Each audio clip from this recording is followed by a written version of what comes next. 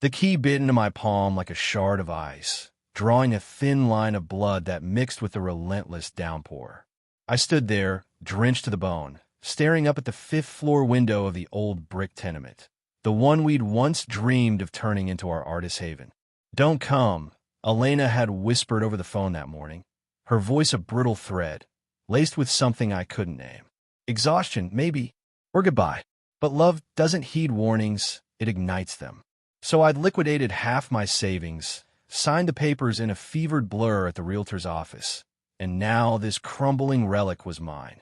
Ours.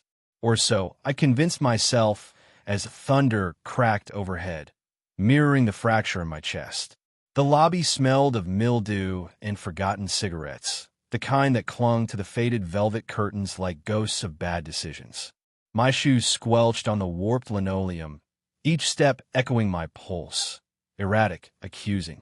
Why had she been so distant these past weeks?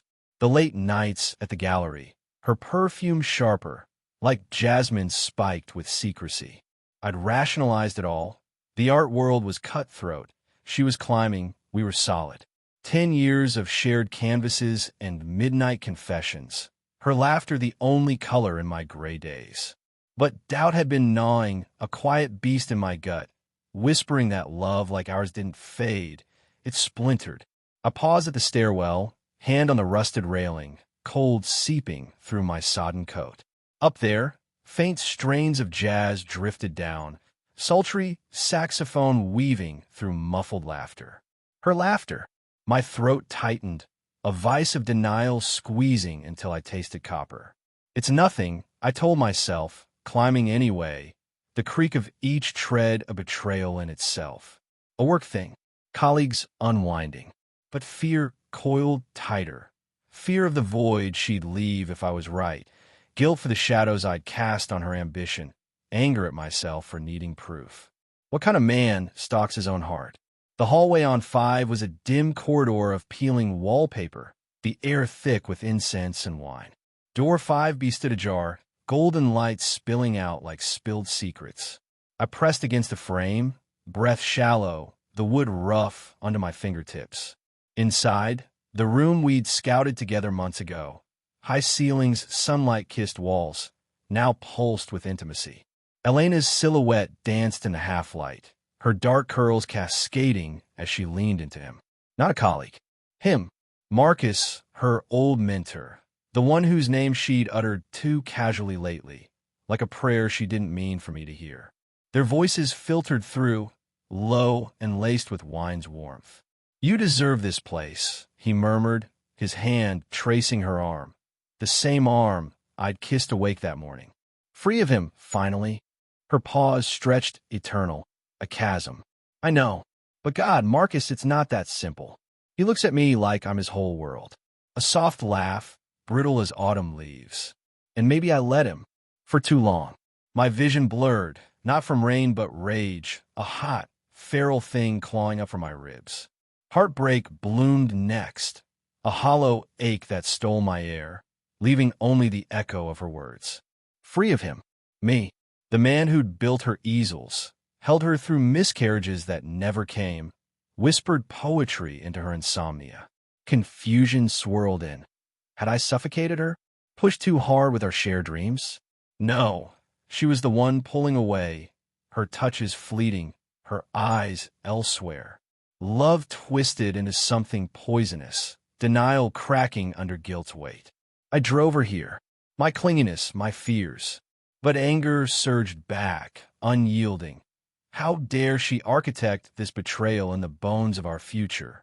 I shoved the door wide, the hinges shrieking like my unraveling soul.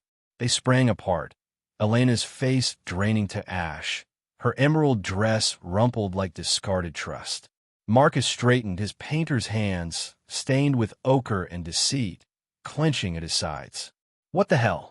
Elena gasped, eyes wide, not with shame but a flicker of pity that gutted me deeper than fury. I bought it. I rasped, voice raw as gravel, tossing the keys onto the scarred oak table. They skittered like dice in a loser's game. The whole damn building. Papers signed an hour ago.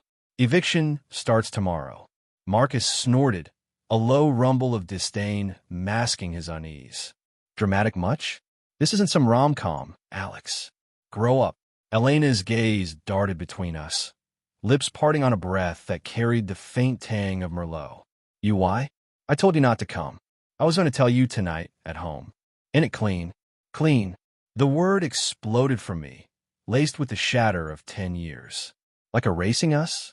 Like this, I jabbed a finger at Marcus, his smug jaw tightening. Is your fresh start? Tears burned, hot against the chill of my skin, but I wouldn't let them fall. Not yet. Inside, the storm raged. Love her still, you fool. Hate her. Forgive? No, never. Moral quagmire choked me. Her ambition was her fire. I'd dimmed it with my needs, but this was arson. She stepped closer, hand outstretched, trembling. The air hummed with her vanilla scent, now tainted. It wasn't planned. Marcus, he sees me. The artist, not the wife. You love me, Alex, but it's possession, not partnership. I stayed too long out of guilt for the dreams we built on sand. Her words landed like shrapnel, each one embedding deeper, stirring the denial I'd buried. Possession? No, devotion. But the fear I'd ignored crystallized. I'd clung because losing her meant losing myself. Marcus shifted, eyes narrowing. Not possessive, but calculating, like a man who'd waited in the wings, knowing the play's end. Then the twist uncoiled, slow and venomous, as Elena's hand dropped. Wait, she whispered, eyes locking on mine with a dawning horror that mirrored my own. The building, you bought it for us? Even now, I nodded, throat closing. To surprise you. Reclaim it. Start over. She laughed then, a broken, keening sound that echoed off the bare walls, collapsing to her knees amid scattered sketches, hers and his entwined like lovers' limbs. Oh God, Alex. It's not Marcus. Not like that. Sobs racked her, raw and unfiltered. He's my brother. Half-brother from Dad's affair. I found out months ago. The Minter lie. It was to protect you from a family mess exploding. I pushed you away so you wouldn't get burned when I confronted him. Our blood tainted. The room spun, jazz mocking from the radio, rain lashing the window like accusatory fingers. Brother, not lover. But the sketches, intimate, fevered, whispered otherwise. Marcus's face crumpled, not in relief, but confession. She's right about the blood, he muttered, voice cracking. But not the rest. I wanted her, Alex. Always did. The lies they blurred. Betrayal fractalized. Her protection a cage, his hunger the key. Elena's eyes met mine, shattered glass reflecting my own moral abyss. Love's blindfolds ripped away, leaving us all complicit in the ruin. I turned, keys glinting like false salvation. The building no haven, but a tomb for what we'd buried alive. Outside, thunder wept for the fools we were, and I walked into the storm. Heart a ruin no deed could rebuild.